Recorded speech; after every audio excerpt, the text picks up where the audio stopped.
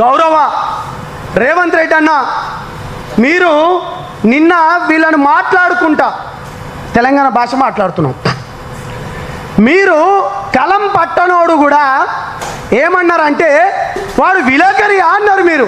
మరి నీ అవ్వ గోడల మీద పెయింట్ రాసుకున్నట్టు నువ్వు ముఖ్యమంత్రి కాలేదా అన్న? గోడల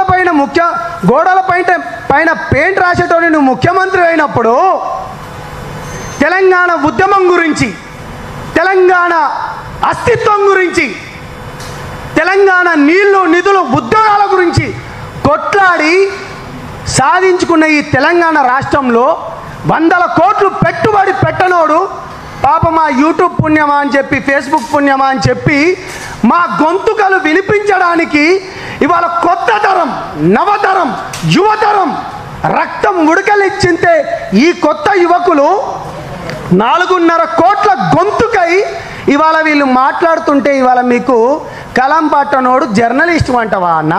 ఇది ఎక్కడి పద్ధతి అన్న?